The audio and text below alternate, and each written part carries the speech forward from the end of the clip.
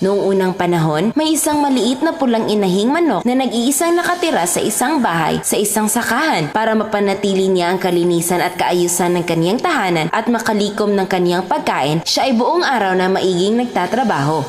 Sa hindi kalayuan sa bahay ng inahing manok, may nakatirang soro kasama ang kaniyang asawa sa isang kuweba. Ang soro ay napakatuso at palaging nangangaso para mapahangan niya ang kaniyang asawa at mabigyan ng masarap na ulam.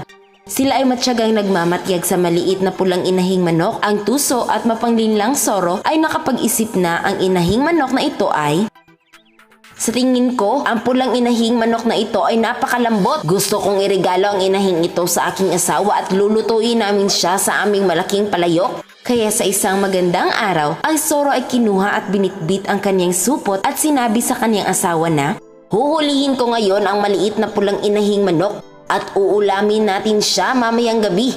Ihanda mo ang malaking palayok at magpakulo ka ng tubig hanggat sa ako ay makauwi." Pagkatapos, ang soro ay umalis kaagad at nagtungo sa tahanan ng maliit na pulang inahing manok. Napakasaya ng asawa ng soro at kaagad na naghanda ng mga pampalasa at pinapanatiling nakakulo ang tubig sa malaking palayok. Mayat maya, ang maliit na pulang inahing manok ay lumabas upang kumuha ng mga butil para sa kaniyang hapunan. Hindi niya alintana na ang tusong soro ay nakatago sa likod ng punong kahoy. Habang ang pulang inahing manok ay naligaw sa kaniyang paningin, ang soro ay maiging naghihintay ng pagkakataon at nagmamadaling pumasok sa tahanan ng inahing manok. Ang soro ay nakaplano na kung paano niya huhulihin ang pulang inahing pagbalik nito. Lumipas ang ilang oras, bumalik na ang pulang inahing manok bitbit ang kaniyang buslo na puno ng butil para sa kaniyang hapunan. Pumasok siya at kinandado ang pintuan. Nang nakahanap ng pagkakataon ay soro at nang wala ng matakbuhan, sinunggaban niya ang pulang inahing gamit ang kanyang nakabukas na buslo upang hulihin siya. Ang maliit na pulang inahing manok ay takot na takot. Nahulog ang kanyang buslo na punong-puno ng butil at lumipad sa magkabilang bubong. Habang humihingay, sinasabi niya sa soro, "Ikaw na tusong soro! Ano ang ginagawa mo sa loob ng aking tahanan? Hindi mo ako mahuhuli kahit anong gawin mo!" "Sa tingin mo, gaano ka katagal mananatili dyan?" ang sabi ng soro. Kahit alam niya na hindi madali sa kanya ngayon na hulihin ang inahing manok. Ang inahing manok ay napakatalino, napakaliksi at mailap. Ngunit ang soro rin ay napakatalino at sandali ay nag-isip. Kaagad ay nasiyahan siya sa ideya at sinabing, "Huhulihin kita ngayon at uulamin sa aming hapunan. Hindi ko pwedeng galitin ang aking asawa."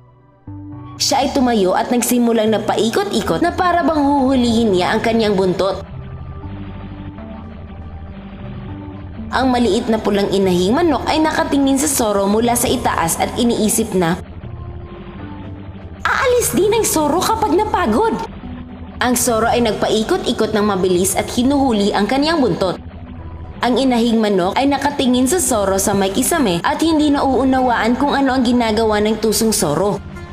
Ang kawawang maliit na pulang inahing manok ay nahilo sa kakatitig sa soro at nawala ng balanse sa kisame.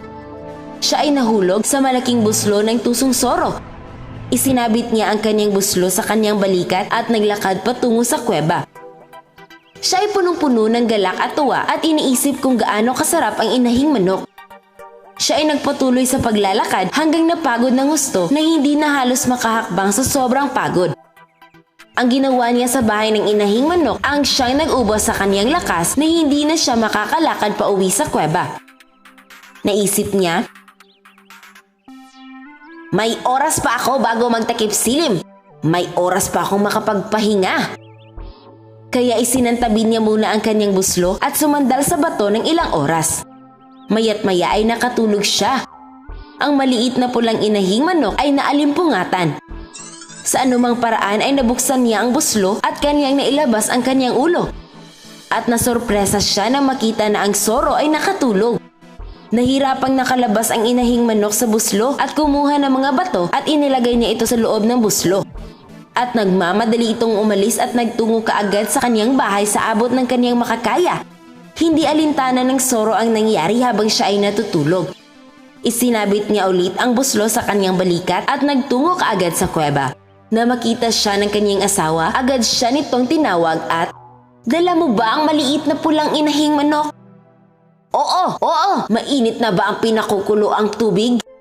Ang tanong ng Zoro habang ang kanyang asawa ay tumango, sabay dinidilaan ang mga labi nito. Nang ibinagsak niya ang buslo sa malaking palayok na may kumukulong tubig, ang mga bato ay nahulog at nagtalsikan ang kumukulong tubig papunta sa kanila at silang dalawa ay namatay. Ang maliit na pulang inahing manok ay hindi na nakita ang Zoro at siya ay namuhay ng masaya at matiwasay magpakailanman.